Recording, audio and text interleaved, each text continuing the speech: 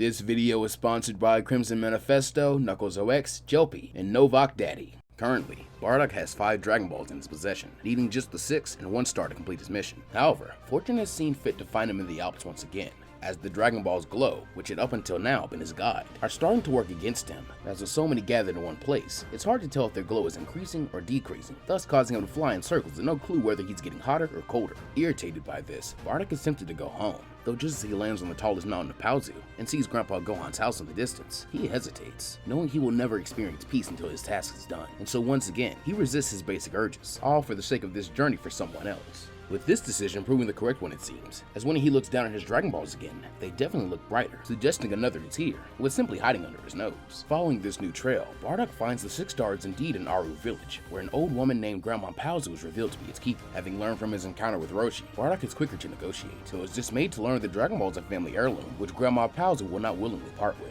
However, having also learned the stock humans put in holding onto relics of their past, Bardock promises to return as soon as he can, since he already planned to bring Roshi and Gohan's back to them. Though truthfully, he is uncertain exactly what happens to the balls if and when the dragon appears. Like, are they an offering for the dragon to eat, or does it become them? Questions for another time. Almost convinced the old woman wants a deal sweetener, and so getting irritated and looking out into her nearby field of crops, Bardock offers to work in order to rent the ball, an offer she deems agreeable, with Bardock quickly getting to work, having once again introduced himself as Bruce Chun. Even in his weakening and exhausted state, he is still a Saiyan, whose body was honed into something far beyond earthling standards, allowing him to blitz through this task. He even ends up putting some of the broken down mechanical farm equipment to shame. So much so that when he is done, Grandma Paozu actually has a bit too much wheat picked, and so asks Bardock if he'd like to stick around to help the village make the excess into beer. This is something Bardock is happy to do, and so after learning how to make his own beer, he enjoys an evening of partying with the villagers before receiving the 6 star ball and departing to find his final prize. Deciding to return to Orange City next to look for clues and visit his favorite bar, he soon comes upon a help wanted sign placed up by the would-be Emperor Pilaf,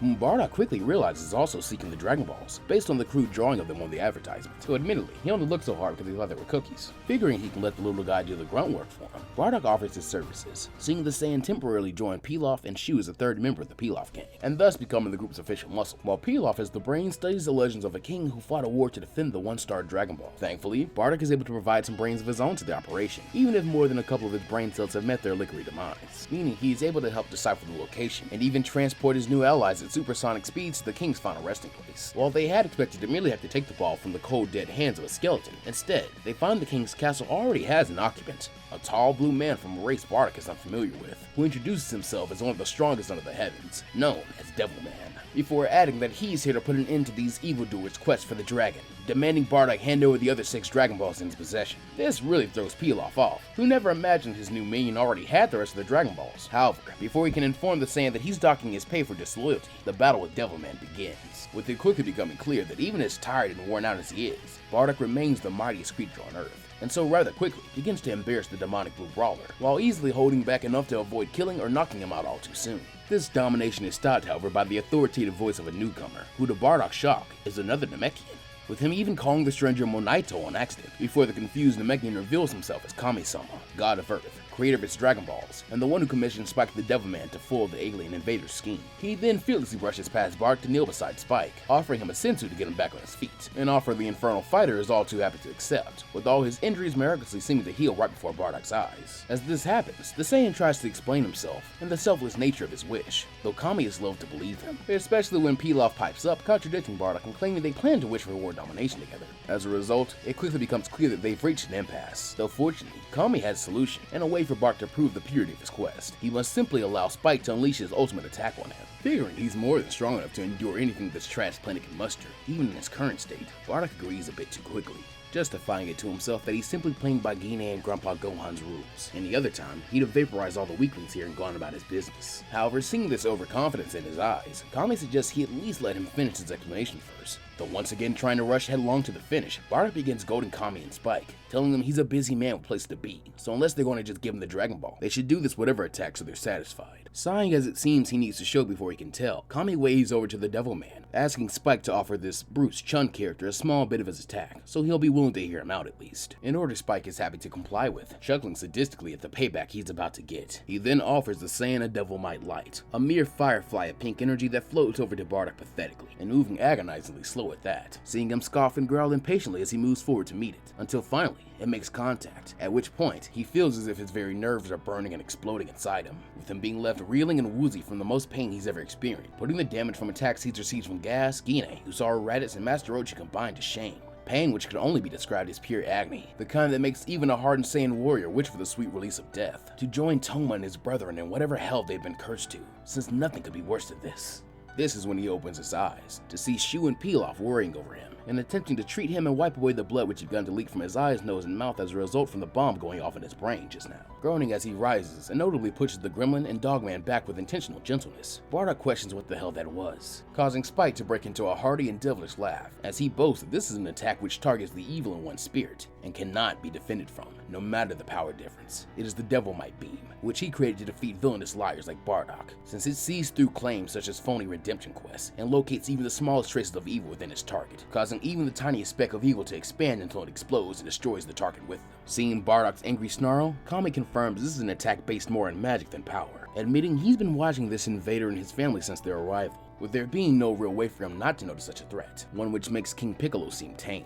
hence his having already worked out a perfect contingency to beat an opponent with unimaginable power. Vaguely, Bardock recognizes that name, but has a bit too much going on at the moment to really dwell on it for long, as Kami states his inability to blindly trust Bardock to use the power of the Dragon Balls, and so at least he needs to test them before he collects them all, and more importantly, he needs to know what he means to wish for. Bardock, now recovering from the initial explosion of pain, tries to rally, being long past any need to hide his reason for going through all this, and so he simply states that he means to revive a woman he got killed nearly a year ago. Kami seems intrigued by this, but does a marvelous job not showing it, pointing out to Bardock that there is very little he can offer for proof this is really his wish. Plus, associating with that little gremlin Pilaf doesn't help his case. However, if Bardock is willing to withstand the Devilman beam in his full strength this time, Kami will be happy to allow him to carry out his wish, provided he survives, that is. Briefly, the deity expects Bardock to refuse or attempt to bargain him down, not fathoming anyone willingly jumping into that agony again, though to his surprise, the Saiyan once again agrees without hesitation. Worried for the man he has inadvertently become a minion of rather than the opposite way around, Pilaf tries to advise Bardock that this is crazy. He's seen him drunk before, they both know he's plenty evil, so without a doubt, Spike's beam will roast him. Not to mention, they did agree on world domination, so to go back on that deal now would also be pretty evil. But Bardock's glare silences the Blue Emperor at once, with Pilaf recognizing that in the face of such resolve, standing against him is not only futile, but a death sentence all on its own.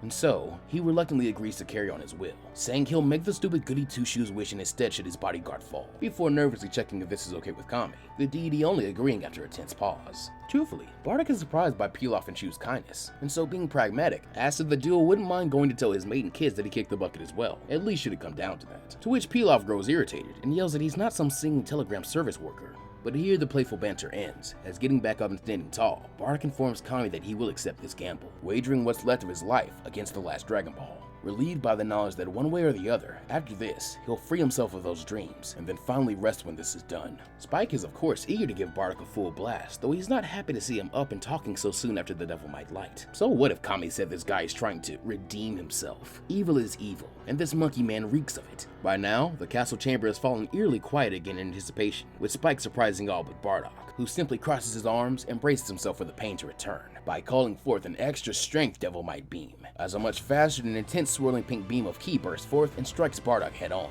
A moment later, the chamber is bathed in a bright flashing and strobing light, and the horrifying sounds of Bardock's screams as he is blown apart from the inside over and over, until finally, he falls silent, too broken to even scream. Sadistically, Spike continues to pour the remainder of his ki into the attack, to ensure he continues to light the warrior who made a fool of him up. While in Bardock's corner, Shu cries for him to stop, with Pilaf even joining in as the pair move to attack Spike themselves, loyal to their gang, despite the fact they are no match for the devil. Then, as if commanding from on high, the voice of God demands Spike desist, putting an end to the matter, though whether it is too late for Bardock is still to be seen, with everyone looking on at the smoke cloud, as the smells of singed hair, charred flesh, and boiled blood waft through the old musky chambers of a once feeble king, while in its center, smoke obscures what has become of the great soldier Bardock, whereas that soldier perished and become the noble warrior Bruce Chun. As it is cleared away by Kami and Spike, they along with the Pilaf gang see the Saiyan shockingly still in one piece, though how he remains on his feet is a greater mystery than even this man's alien nature. Running to check on the third member of their gang, Shu and Pilaf beg Bardock to speak to them, though when the scarred Saiyan does open his mouth, he can only muster 5 words, all of which are directed at Kami. "Now, give me my damn wish." Then, with his Herculean task complete, he collapses, his back hitting the ground, and that glassiness clouding over his eyes. Feeling bound by a promise to a member of his gang, Pilaf demands the man hang on long enough to tell him who he has to revive. But with a flush of embarrassment masked by the blood coating him, Bardock croaks out one more thing, that he doesn't actually know her name, causing Pilaf to comedically screech at the meathead not to die on such an idiotic line, as Bardock grows still and peaceful for the first time since leaving Planet Sirius, even while being smacked and called a clown by the little punk gremlin. A matter of minutes later, a crunch pulls Bardock from consciousness, as he's force-fed something strange. Though the texture is unfamiliar, he consumes it instinctually, with a surge of power and vigor returning to him the moment he swallows. Feeling more energy now than he's had since before the beginning of this quest, Bardock jolts upwards, at which point he has to deal with an overly affectionate Shu, while Pilaf coolly states that he knew the man wouldn't die, wiping the tears away from his eyes. Briefly, Bardock wonders if this Namekian can heal too, but then what is it he ate?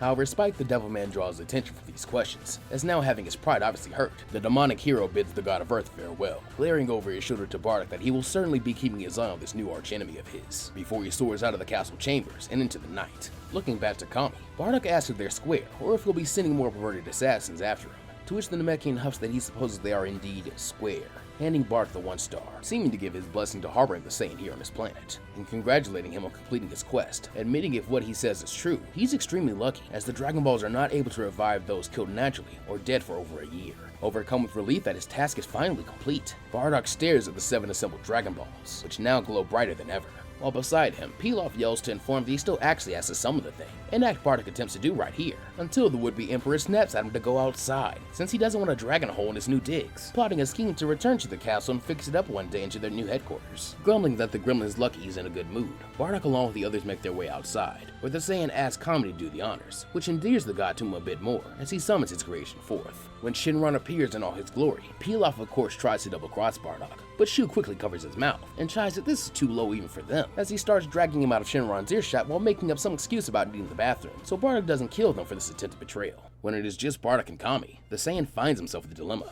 as for the second time, he realizes he could wish for so many things. Are the nightmares really that bad that he has to waste such an opportunity on someone else? Why not become immortal? Why not wish Frieza dead? Or better yet, he could just bring back Toma and the others and get his revenge that way. But in the end, what he wants is to not feel like a failure, to right a wrong, and this makes his decision clear. Sensing this due to Bardock's vulnerability, Kami again decides to show kindness, asking Shenron personally the name of the woman the one known as Bruce Chun wishes to revive, in order to not waste Bardock's one wish. At which point, the dragon resolves this mystery for his master, reminding Bardock of the name Monaito called when the woman was shot, Muesli. Remembering clearly the source of his nightmares, excitedly, Bardock wishes for her to return to the land of the living, and just like that, Shenron's eyes glow, and he confirms that the wish has been granted, bidding his creator and the mortals farewell before splitting back into the individual Dragon Balls. Suddenly, Bardock is reminded he needs to return some of these things, and so tries to leap up to catch the 3, 4, and 6 star balls, but he only succeeds in tracking which of the announced stones the 4 star is, while the other 6 elude him. Cursing as he lands, Bardock is surprised to see Kami frowning again,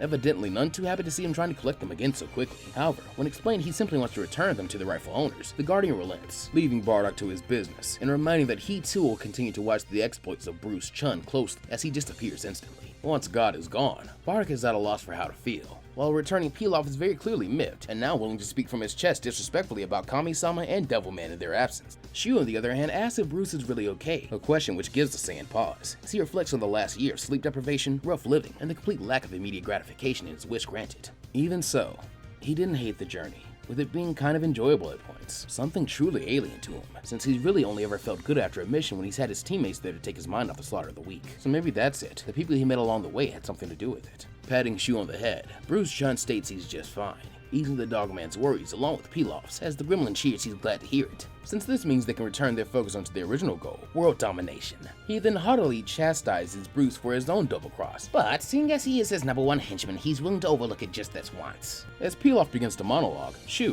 who has been allowed to perch on the tall Saiyan's shoulder to hitch a ride, calls for his master, informing him that Bruce is leaving, so he better hurry up if he doesn't want to trek through the desert on his own. Excited to get home, yet feeling some gratitude to his new friends, Bardock returns them to the part of Orange City they met in, happily treating them to a drink to toast the end of his journey, and even more surprisingly, quitting there to only the first round, leaving Pilaf the remainder of the respectable amount of Zenny he made along the way, and bidding the duo farewell, with hopes they'll meet again someday, as he sets off to return to Mount Paozu to see his family. Despite the energy he gained through that Namekian's mysterious method of healing, Bardock still actually feels sleepy as he drifts back towards home. and not wanting to have come so far only to die in a collision with a mountain, he decides to test if his wish worked as a nightmare reliever, finding a place to stop off for a quick nap. Touching down on a field of grass, he quickly finds himself gently drifting off into a dreamless sleep for the first time in nearly a year, his conscience finally clear. But that's where we'll be leaving this story off for right now. That's part 4. As this part is being made, part 2 recently went public, and the reception on it has been really nice because a lot of you seem on board with a good bit of what's been happening so far in the story, including taking our time to enjoy some altered versions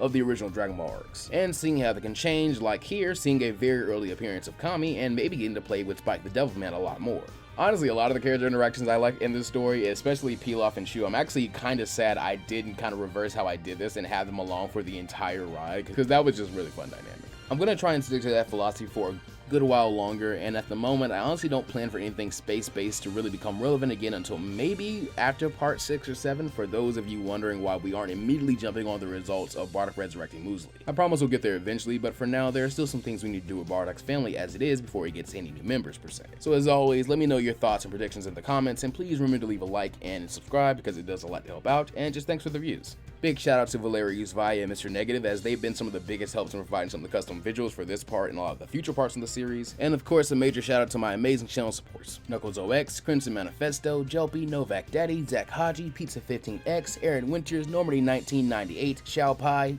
Coder SV3, Ronan Charizard, Daniel Smith, Dylan Wolfdog 31, Infernate Beast 326, Jay Ray, Johnny, Narku, Omar Cousins, Snow Slash Memes and more, Stephen Norton, Terran, The Shadows, Vegeta What Ifs, Alamancer, B, Lyman Rogers, Omar Muhammad, Aiko, Arcana of the Heart, Tay, Inebriated, John Sullivan, Corporal Atkins, Trent Rouse, Dark Shadows, Pokemon Trainer Cam, River Joy, Elijah Edwards, Mr. Hamtastic, Jesus is King, Half an Onion, Angel Gonzalez, David Spalding, Lil T 910, Joseph Lau, Trainer Rad 164, Luca Reynolds, Baron Stormblade, Ono, Chris Macareno, Lily, Simrock, Red Violet, DeAndre, Gerald Smith, John Sell, Jacob Whitaker, Massive Oak Woodtree, Demon Set, True Trade, Dutch McGee 101, Bruce Boswick, Robert Arstegard, Illis Cyclops, Craig Scheiman, Jal Madden, King Music for Real, Ballcore, Zach Eubanks, Crabtrooper 4552, NBA Fan, Courtney Hawkins, Orion 101, Christian Kyler, Dominic Wiltz, Jesse DeMille, Cyber Samurai, The Storybuster, One Cold Pirate, Ganning 667, Kelstar 159, Dr. Ember, Chris, Kieran Lightfoot, Ooga Booga, Kier Skywalker, Andre, Chandler Does What Ifs, Manake Modilla, J. Ron Miller, Indigo Saturn 64, Femi Ogunlade, Austin White, Pie King, Ultra Jester, Last Spartan, Dark 16143, Benny Montoya, Scurry, J. Roboza, and Gallo Magalan. Thank you all so much as usual for supporting the channel directly, but with that said, there's nothing left for me to do but sign off. So remember to take care of yourselves and the world around you, and as always, go beyond plus ultra. And I'll see you guys next time.